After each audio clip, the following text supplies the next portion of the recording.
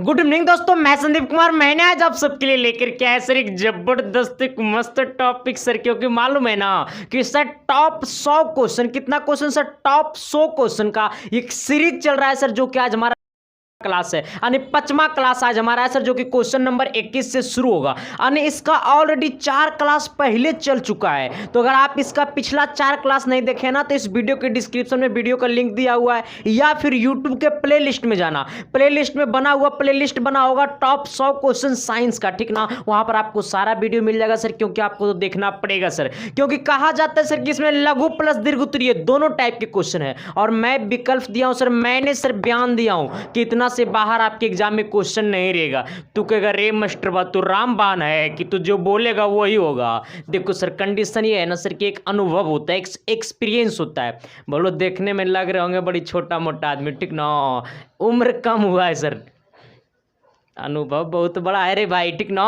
तो आप देखो सर, थोड़ी सी आज हो सकती है क्लास में डिस्टर्ब रहेगा, और मुझे आज क्लास लेने का मन भी नहीं था, क्योंकि इस बिल्डिंग में काम चल रहा है सर, तो ठक्कर ठक्कर ठक्कर ठक्कर आवाज आएगा। अब ठक्कर ठक्कर आएगा तो हम कैसे करेंगे, भक्कर भक्कर। अरे वो ठक्कर ठक्कर करेगा तो हम भक्कर भक्कर कैसे करेंगे ना करेंगे, तो दिक्कत हो जाएगा ना कभी कभी सर। और एक चीज़ और आप सबको मैं बता देता हूं सर कि अगर इस चैनल पर पहली बार आए हो ना, तो चैनल को सब्सक्राइब भी कर देना, और बेल आइकन को प्रेस करके दोस्तों को भी शेयर कर देना सर, ताकि इसका अगला वीडियो का नोटिफिकेशन आपके पास जाए, ठीक ना। देखो सबसे पहली बात है, बहुत सारे बंदा के ये बात लग रहा है सर कि ये सब उतारूं हम कैसे। देखो सर, ये सब आपको उतारने की जरूरत नहीं है। मेरा टेलीग्राम पे जाओ। कहां पे जाओ सर, टेलीग्राम पे जाओ। देखो टेलीग्राम जाकर के टेलीग्राम में जाना, इस वीडियो के डिस्क्रिप्शन में टेलीग्राम का लिंक दिया हुआ है। टेलीग्राम पे जाना और सर्च करना, जो लोग लिंक पर क्लिक नहीं करेगा उसके लिए सर्च करना @संदीप। क्या सर्च करना सर, संदीप 7295। मेरा आईडी खुल जाएगा, इसे ज्वाइन कर लेना, ठीक। आते हैं सर अब क्वेश्चन की दुनिया में। आज का क्वेश्चन से करते हैं शुरुआत। क्वेश्चन नंबर 21 में है, ठीक ना। कहता है सर बेकिंग सोडा यानी खाने वाला सोडा का गुण धर्म लिखें। ये क्वेश्चन कभी कभी 2 नंबर में भी पूछता है, कभी कभी 5 नंबर में भी जब ये क्वेश्चन पूछता है। अच्छा अब सोचो मेरे मोहतरमा कि सर अगर ये क्वेश्चन 2 नंबर में पूछा तो क्या लिखूंगा, अगर ये क्वेश्चन 5 नंबर में पूछा तो क्या लिखूंगा। तो जैसे जैसे मैं कहूंगा वैसे वैसे लिखना है। हाँ अब देखो सर, अगर ये क्वेश्चन 2 नंबर का आया तो सर 2 ही को पॉइंट लिखना है। अगर ये क्वेश्चन 5 नंबर का आया तो सर 5 पॉइंट लिखना है, ठीक ना। और मैं सर आपको 5-5 पॉइंट लिखा दिया हूं, है ना। देखो सबसे पहली बात से सर चर्चा किसका किया, बेकिंग सोडा का। इसके बारे में आपको बता दूं कि आखिर में बेकिंग सोडा है क्या। तो बेकिंग सोडा का जो दूसरा नाम है ना, बेकिंग सोडा का जो दूसरा नाम है सर, उसे हम लोग कहते हैं खाने वाला सोडा। खाने वाला सोडा क्या कहते हैं सर, खाने वाला सोडा। इसको एक और नाम से जाना जाता है, बेकिंग सोडा का दूसरा नाम है खाने वाला सोडा। इसे एक और नाम से जाना जाता है सर, इसे कहते हैं पक्का सोडा। क्या कहते हैं सर, पक्का सोडा। अब देखो बेकिंग सोडा कहे चाहे खाने वाला सोडा कहे चाहे पक्का सोडा कहे, ये बेकिंग सोडा का जो फॉर्मूला होता है सर वो होता है NaHCO3। क्या होता है, NaHCO3। फिर से मेरी बातों को सुनने का प्रयास करिएगा कि बेकिंग सोडा का जो फॉर्मूला होता है वो होता है क्या, NaHCO3। NaHCO3 कितना कह रहा है सर, ब्लैक से लिखिए ना, इससे दिखाई ना दे रहा है। NaH, ठीक ना, CO3। NaHCO3 बेकिंग सोडा का क्या है सर, फॉर्मूला है, ठीक ना। और बेकिंग सोडा का रासायनिक नाम जो होता है सर वो क्या होता है, सोडियम बाइकार्बोनेट। क्या होता है सर, सोडियम बाई कार्बोनेट। क्या होता है sir, carbonate, sodium by carbonate. अब देखो यहां से ऑब्जेक्टिव कैसे बनेगा सर, कहेगा बेकिंग सोडा का फॉर्मूला तो NaHCO3 होगा, कहेगा बेकिंग सोडा का रासायनिक नाम तो सोडियम बाई कार्बोनेट। क्या होगा, सोडियम बाई कार्बोनेट, ठीक ना। बेकिंग सोडा का दूसरा नाम खाने वाला सोडा, और एक इसका और एक नाम होता है, इसका कहते हैं पक्का सोडा, ठीक ना। इसको अब क्लिक कर दो। आना अब आना सर मेरे दुनिया में। मेरी दुनिया तो कहती है सर कि ना चलूंगा ना बजूंगा, सिर्फ और सिर्फ, हाँ आना सर क्या कहता है, कहता ना बेकिंग सोडा या खाने वाला सोडा का गुण धर्म लिखें। तब बेकिंग सोडा या खाने वाला सोडा का निम्नलिखित गुण धर्म है सर, लेकिन ये क्वेश्चन 5 नंबर में आएगा तो हमको 5 को लिखना है। सबसे पहली बात कहता है सर यह एक रवादार सफेद ठोस पदार्थ है। बेकिंग सोडा जो है सर, ये जो बेकिंग सोडा है यह एक रवादार सफेद ठोस पदार्थ है। कैसी पदार्थ है, ठोस देंगे। कैसा पदार्थ है सर, ठोस पदार्थ है। कैसी पदार्थ है, ठोस पदार्थ है, ठीक ना। आना सर देखो सबसे पहले सर आप सभी को दिल से धन्यवाद दूंगा सर कि आप सब ने इतना भाई को प्यार दे रहा है और सपोर्ट कर रहा है। तो सर आप सभी को मैं जब कमेंट पढ़ता हूं सर तो बहुत अच्छा लगता है भाई, और इसी तरह से मैं चाहता हूं कि अपना भाई को आशीर्वाद और प्यार दे सर, ताकि आप सबके लिए मैं मेहनत करता रहूं। कहता है ना ना ना ना ना ना ना आना सर। हाँ, कहता है सर क्या कि बेकिंग सोडा क्या है? तो बेकिंग सोडा एक रवादार सफ़ेद ठोस पदार्थ है। तो सब बोल, बेकिंग सोडा कैसा पदार्थ है? तो रवादार सफ़ेद ठोस पदार्थ है। बेकिंग सोडा कैसा पदार्थ है? तो रवादार सफेद ठोस पदार्थ है। अरे बोलेगा ना। हाँ, दूसरा पॉइंट कहता है यह जल में कम घुलनशील है। जल में क्या है सर? कम घुलनशील है। हाँ, जल में कैसा सर? ये कम घुलनशील है। बेकिंग सोडा जो है सर वो रवादार सफेद ठोस पदार्थ है, ठीक ना। बेकिंग सोडा रवादार सफेद ठोस पदार्थ है, यह जल में कम घुलनशील है। हाँ, यह कम घुलनशील है। और कहता है ना कि यह जलीय विलयन को, यह जल इसका जलीय विलयन क्षारीय होता है। क्या होता है? क्षारीय होता है। अब रे सरवा देखिए, बेकिंग सोडा क्या है सर? क्षारीय है। जब वो क्षारीय तो पीएच मान 7 से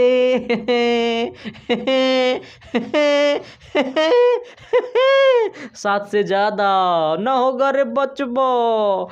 देख चला पढ़ लिख, ठीक ना। सेल्फ डिपेंड बन सर, अपने आप पे डिपेंड रहो, ठीक ना, दूसरे पे डिपेंड नहीं रहो सर। हाँ, उम्र जैसा ही 18 से पार होता है, 16 से पार होता है, सेल्फ डिपेंड बनने का प्रयास करो, ठीक ना।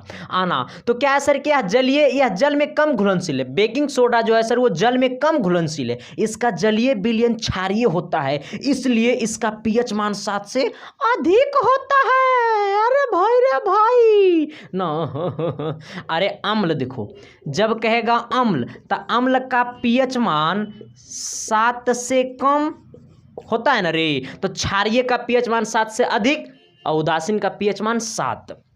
ना कहता है सर कि यह लाल लिटमस को कैसा लिया? लाल लिटमस पत्र को कैसा कर देता है? नीला कर देता है। 5 गो पॉइंट मैंने लिख लिया सर। पहला पॉइंट क्या है सर? तो यह एक रवादार सफेद ठोस पदार्थ है। दूसरा पॉइंट क्या है? तो यह जल में कम घुलनशील है। तीसरा पदार्थ क्या है? तो तीसरा पॉइंट जो यह जलीय विलयन क्षारीय होता है। इसका जलीय विलयन कैसा होता है? क्षारीय होता है। और जब जलीय विलयन क्षारीय तो इसका पीएच मान 7 से अधिक होगा, और जब पीएच मान 7 से अधिक और जलीय विलयन क्षारीय तो यह लाल लिटमस पत्र को नीला कर देता है। यह हमारा क्षारीय का रूल होता है। तो यहां तक में कोई कंडीशन नहीं ना है सर? अगर कंडीशन है सर तो आप कमेंट में करो, तेरा भाई तेरे लिए साथ रहेगा सर, ठीक ना। एक बात और बता देता हूं, मैथ में 2 नंबर वाले टॉप 80 क्वेश्चन का सोल्यूशन कर रहा हूं सर। सारा का प्लेलिस्ट बना हुआ है, वहां से जाकर के सारे वीडियो को देख लो। और दूसरी बात यह है ना सर कि जो लोग वहां पर पता नहीं चल रहा है ना, तो टेलीग्राम को ज्वाइन कर लो सर। टेलीग्राम को ज्वाइन कर लो, आपको सारे चीज आपके पास मिलता रहेगा, आपके हाथ में मिलता रहेगा।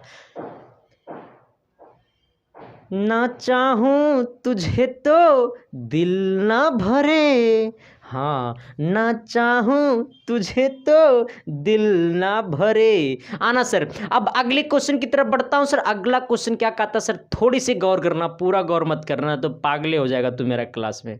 चलिए आइए सर, देखिए इसका जानकारी जो है ना सर ये नॉर्मल है, ठीक ना, क्योंकि इसके बारे में इतना कुछ जानना नहीं है। और बात है सर समतल दर्पण की। तो समतल दर्पण का देखिए विशेषताएं पूछता है, ठीक ना, विशेषताएं भी पूछता है सर, कभी कभी इसका उपयोग भी पूछता है। लेकिन विशेषताएं इसका एक बार एग्जाम में पूछा हुआ 2016 वाला एग्जाम में है ना, 2016 के एग्जाम में सर ये पूछा था विशेषताएं इसका, ठीक ना। तो समतल दर्पण की जब विशेषताएं 2 नंबर में पूछेगा तो 2 ही को पॉइंट लिखना है, जब वो 5 नंबर में पूछेगा तो 5 को पॉइंट लिखना है सर, ठीक ना। देखो सर कंडीशन वही है सर, शादी करने के पहले या शादी करने के बाद काम तो सेम होता है। आना कहता है क्या सर कि समतल दर्पण द्वारा बने प्रतिबिंब की विशेषताएं लिखे। देखो सबसे पहली बात तो हमारा 4 गो पॉइंट दिमाग में रखना याद, ठीक ना। पहला पॉइंट ये दिमाग में याद रखना कि समतल दर्पण में एनी टाइम वस्तु का काल्पनिक प्रतिबिंब बनाता है।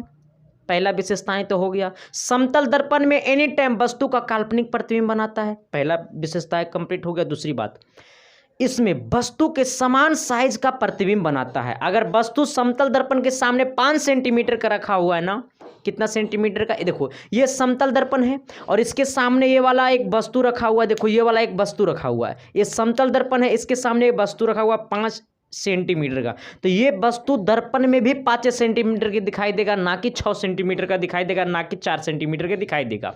जैसे कहने का मतलब सर, हम लोग घर में जो दर्पण का इस्तेमाल करते हैं वो कौन सा दर्पण होता है? समतल दर्पण, क्योंकि तब ना थोपड़ा है 2 सेंटीमीटर का, तो थोपड़ा उसमें 2 सेंटीमीटर का दिखाई देगा। ये कान तो रहा 1 फीट का, तो कान उसमें 1 फीट का दिखाई देता है आईना में, जिसे हम लोग हिंदी में बोलते हैं आईना। तो बात यही है सर। तो आप देखो, इसमें वस्तु के समान साइज का प्रतिबिंब बनाता है। तो आते हैं क्वेश्चन की दुनिया में। कहता है यह हाँ, इसमें निम्नलिखित विशेषताएं हैं। पहला विशेषता है क्या किया, यह प्रतिबिंब काल्पनिक होता है। अच्छा, इसका प्रतिबिंब कैसा बनाता है सर? तो यह प्रतिबिंब काल्पनिक बनाता है। कैसा होता है? काल्पनिक प्रतिबिंब होता है। अभी जस्ट मैंने बताया ना, कैसा प्रतिबिंब होता है? काल्पनिक प्रतिबिंब होता है। कैसा प्रतिबिंब होता है? तो काल्पनिक प्रतिबिंब होता है, ठीक ना। ये गौर करना सर, ठीक।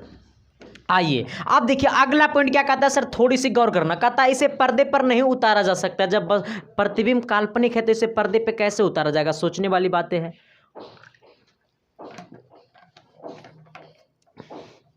लीजिए पानी भर के लाइए। आप देखिए सर, हाँ, तो इसे पर्दे पर नहीं उतारा जा सकता है।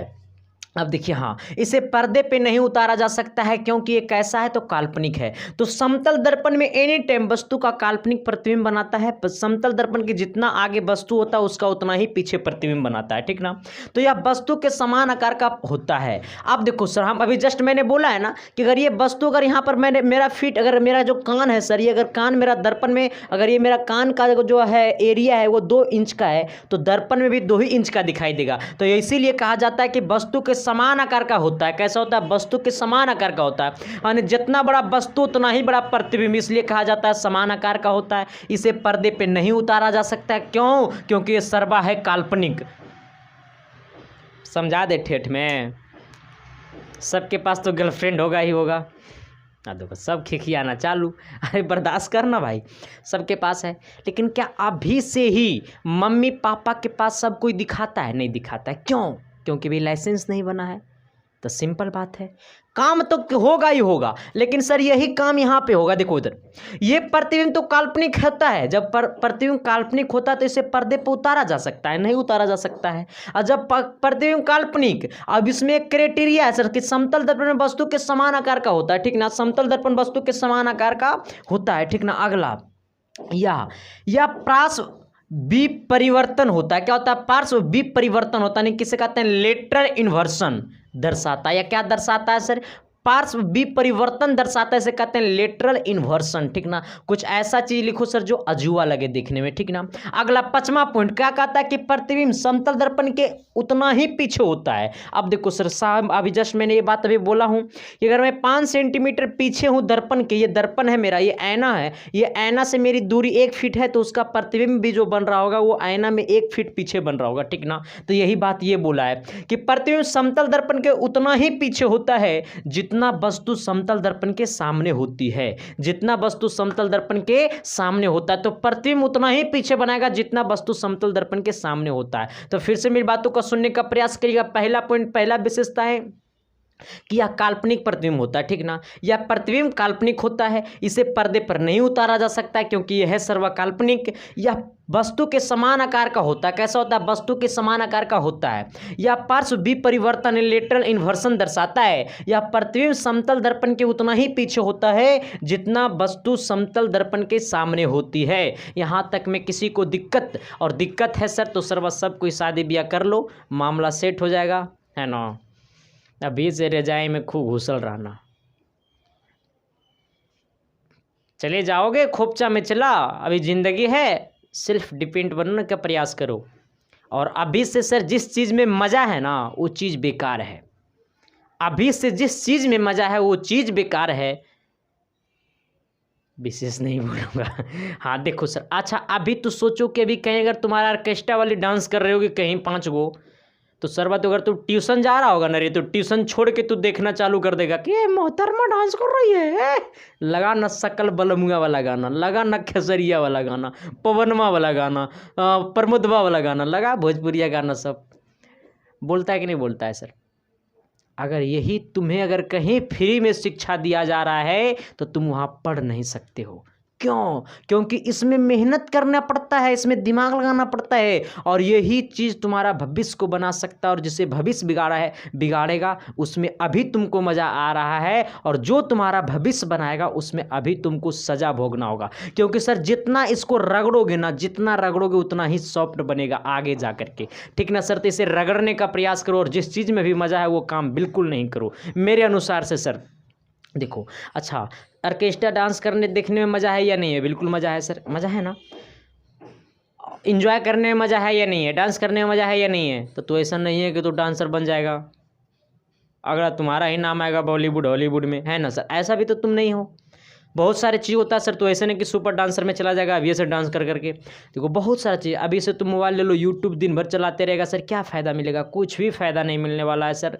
और माँ बाप के बारे में सोचो कि माँ बाप ठंडी के सीज़न में एक अच्छे तन पे स्वेटर नहीं होगा, अच्छा जैकेट नहीं होगा। हमको नहीं लगता है कि सर कितने का पिता ऐसे हैं ना जिनको जैकेट अभी तक वो पहने नहीं होंगे, लेकिन बेटा को 800 का जैकेट खरीदवाते हैं, पूमा का जैकेट खरीदवाते हैं।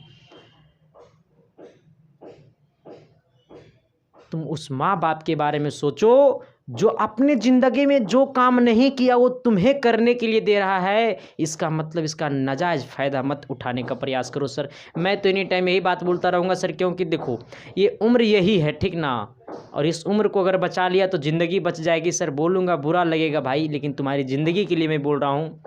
और सेल्फ डिपेंड बनो। 2 रुपया माँ के आंचल में कमा कर को दोगे ना तो सिर्फ आशीर्वाद मिलेगा, इसके सिवा कुछ भी नहीं। तो चलते हैं सर क्वेश्चन नंबर नेक्स्ट की तरफ। अगला क्वेश्चन भी तो देखना जरूरी है सर, क्वेश्चन क्या कहता है थोड़ी सी गौर करना। चलिए आइएगा सर, देखिए अगला क्या कहता है सर, थोड़ी सी गौर करना। अगला कहता है ना सर कि बिस्मा पोषी। अब देखो बिस्मा पोषी पोषण से आप क्या समझते हैं? देखो इधर सबसे पहले कितने लोग बायोलॉजी का चीज़ है, ठीक ना, कितने लोग पहले इसका नाम सुना होगा, बिस्म पोषी। आप सोचो सर कि बिस्म पोषी पोषण से आप क्या समझते हैं? ये पोषण का सबसे अहम रोल क्या है? पोषण से आप क्या समझते हैं? देखो इधर कहा जाता है सर कि बिस्म पोषी पोषण वह प्रक्रिया है, ठीक ना, या वह एक प्रक्रिया है, वह प्रक्रिया है जिसमें जीव अपना भोजन स्वयं संश्लेषित ना कर किसी अन्य स्रोतों पर निर्भर करते हैं। अब देखो सर ये बात तुम्हें समझ में नहीं आया होगा, जो लोग बायोलॉजी पढ़ा होगा तो समझ में क्या होगा, बाकी लोग के तो चला गया होगा ऊपरे ऊपरे सरबा। अब देखो रे कहता है बिस्म पोषी पोषण वह प्रक्रिया है जिसमें जीव अपना भोजन स्वयं संश्लेषित ना कर किसी अन्य स्रोतों पर निर्भर करते हैं, उसे कहते हैं क्या? विषमपोषी पोषण। अब बात है सर किसका एग्जांपल आप दीजिए तो देखो कहता है सर जंतु, कवक है ना सर, कवक नाम सुना होगा, कवक है ना, जंतु, सभी जंतु, कोई भी जंतु हो सर तो सभी जंतु ऐसा होता है, ठीक ना। तो कहता है सर कि विषमपोषी पोषण से आप क्या समझते हैं? तो विषमपोषी पोषण वह प्रक्रिया है जिसमें जीव अपना भोजन स्वयं संश्लेषित न कर विषमपोषी पोषण वह प्रक्रिया है जिसमें जीव अपना भोजन स्वयं संश्लेषित न कर किसी अन्य जीवों अन्य स्रोतों पर निर्भर करते हैं, उसे क्या कहते हैं सर? विषमपोषी पोषण कहते हैं। जैसे एग्जाम्पल सभी जंतु या कवक। अगला आना कहता है सर कि मिश्र धातु से आप क्या समझते हैं? इसका 2 उदाहरण दे। मिश्र धातु क्या है? तांबे के मिश्र धातु के 2 उदाहरण दे। अब देखो सर कहता है मिश्र धातु क्या है? तांबे के मिश्र धातु के 2 उदाहरण दो। तो मिश्र धातु कहता है सर कि किसी धातु में अन्य धातु या अधातु की एक निश्चित मात्रा मिलाकर मिश्र धातु प्राप्त किया जाता है। फिर से मेरी बातों का सुनने का प्रयास करना। धातु और अधातु की एक निश्चित मात्रा मिलाकर के मिश्र धातु प्राप्त किया जाता है, ठीक ना। क्या क्या प्राप्त किया जाता है? तो सर धातु और अधातु की एक निश्चित मात्रा मिलाकर के मिश्र धातु प्राप्त किया जाता है। जैसे पीतल कांसा, उदाहरण पूछा है सर तो आपका पीतल कांसा, ठीक ना, पित्तल कांसा। अब देखो सर ये पित्तल और कांसा, तो पित्तल में 80% कॉपर की मात्रा होता है और कांसा में 90% कॉपर की मात्रा पाया जाता है। कांसा में 90% कॉपर की मात्रा पाया जाता है। अब देखो सर अगला क्वेश्चन, अगला क्या कहते हैं सर, दो ही क्वेश्चन लिए थे या कोई और था, नहीं दो ही क्वेश्चन था सर, हाँ तो क्या था इसमें, दो क्वेश्चन था सर। तो अब देखो 24 नंबर क्वेश्चन कंप्लीट हो चुका है। फिर से मेरी बातों का सुनने का प्रयास करिएगा। थोड़ी सी सर आज मैं बहुत ज़्यादा मतलब जो ना अनबैलेंस चल रहा हूँ, क्यों, क्योंकि मार रहा है बाहर में ठक्कर ठक्कर ठक्कर ठक्कर सर, भाई तो कान नंबर फट गया रे। अब देखो इसलिए मैंने सर आज क्लास ले लिया कि हो सकता है कल भी बड़े काम लगे रहे। तो सर इस बिल्डिंग में काम लगा हुआ, इसके लिए थोड़ा सा कॉमर्शियल बिल्डिंग है तो कोई ना कोई दुकान खोला, कोई ना कुछ किया, कोई होटल खोल रहा है, कोई क्यों खोल रहा है, तो सरबा अपना काउंटर तो लगाता है तो ठोक पीट कर रहा है। हाँ तो मिश्र धातु क्या है सर, तो मिश्र धातु जो है सर, या किसी धातु में अन्य धातु या आधातु की एक निश्चित क्रिया, एक निश्चित मात्रा मिलाकर मिश्र धातु प्राप्त किया जाता है। जैसे एग्जाम्पल पीतल और कांसा एग्जाम्पल दे देना सर। पीतल में कॉपर की मात्रा 80% है सर, और कांसा में कॉपर की मात्रा 90% है। ये ऑब्जेक्टिव में पूछ सकता है कि पीतल में कॉपर की कितना प्रतिशत मात्रा है, तो 80%। कांसा में पित्तल कॉपर की कितना प्रतिशत मात्रा है, तो 90% सर। ये एग्जाम में हो सकता है ऑब्जेक्टिव में पूछ भी ले। तो अगला क्वेश्चन की तरफ बढ़ भी थोड़ा सा ले हम लोग, चलिए आइएगा सर। देखो अगला क्वेश्चन क्या कर रहा है, अगला क्वेश्चन बड़ी लाजवाब है। चलाइए, कई बार आपके एग्जाम में पूछा अगर कोई मतलब भी नहीं है, ठीक ना। कहता है सर क्या कि चुंबकीय क्षेत्र से आप क्या समझते हैं। देखो इसको तीन परिभाषा में पूछ सकता है, ठीक ना। चुंबकीय क्षेत्र से आप क्या समझते हैं, चुंबकीय क्षेत्र क्या है, चुंबकीय क्षेत्र की परिभाषा लिखे, या फिर चुंबकीय क्षेत्र किसे कहते हैं। इसको 4 से 5 टाइप में इसको पूछेगा, लेकिन सभी का परिभाषा यहाँ से यहीं तक होगा, ठीक ना। कहता चुंबकीय क्षेत्र है क्या, तो जहाँ पे आकर्षण या प्रतिकर्षण का प्रभाव पड़े। आकर्षण प्रतिकर्षण जैसे क्या है, ये दोनों सट गया, ये दोनों एक दूसरे से दूर भाग रहा है, तो आकर्षण और प्रतिकर्षण या ना हो रहा है। अब देखो सर, चाहे सटे चाहे हटे, वो चुंबकीय क्षेत्र ही कहलाता है, ठीक ना। तो क्या होता है सर, ला ला ला ला, ऐसा मेरा गाना चला गया ऊपर। कहता किसी चालक के चारों ओर का क्षेत्र, किसी चालक के चारों ओर का क्षेत्र जिसमें आकर्षण तथा प्रतिकर्षण बलों के प्रभाव का अनुभव किया जा सके। अब देखो सर, किसी चालक के चारों ओर, मानो एक चालक है सर, देखो ये वाला चालक है, ठीक ना। तो चालक के चारों ओर आकर्षण तथा प्रतिकर्षण का क्या हो सके, अनुभव किया जा सके। आकर्षण चाहे प्रतिकर्षण, आकर्षण चाहे प्रतिकर्षण बलों के प्रभाव का अनुभव किया जा सकता है, उसे क्या कहते हैं, चुंबकीय क्षेत्र कहते हैं सर। फिर से मेरी बातों का सुनने का प्रयास करिएगा। चुंबकीय क्षेत्र से आप क्या समझते हैं, तो किसी चालक के चारों ओर का क्षेत्र जिसमें आकर्षण तथा प्रतिकर्षण बलों के प्रभाव का अनुभव किया जा सकता है, उसे क्या कहते हैं, चुंबकीय क्षेत्र कहते हैं सर। आज तक की क्लास को आपको करता हूं द एंड। मैं सर आज बड़ी कप की क्लास लिया हूँ सर। मैंने कप कहने का मतलब एकदम क्लास लेने का मन नहीं कर रहा था सर, बा ठीक ना। लेकिन सर कैसे कैसे मैंने क्लास लिया हूँ, तो आप सब देखते रहिए तब तक SK साइंस क्लासेस।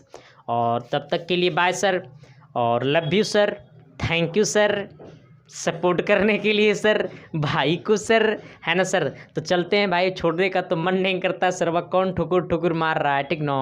तो ठुकुर ठुकुर मारना, तो कल इसको हम भुकुर भुकुर मारेंगे, कि आज वो सब मार रहा है ना ठुकुर ठुकुर, हम उसको कल भुकुर भुकुर मारेंगे ऐसे करके, हाँ ठीक ना। तो चलते हैं सर, कल की क्लास में मुलाकातें करते हैं सर। जो भी लोग चैनल पर नए थे तो चैनल को सब्सक्राइब भी कर लीजिएगा, और नहीं करने का मन है सर तो छोड़ दीजिएगा, ठीक ना।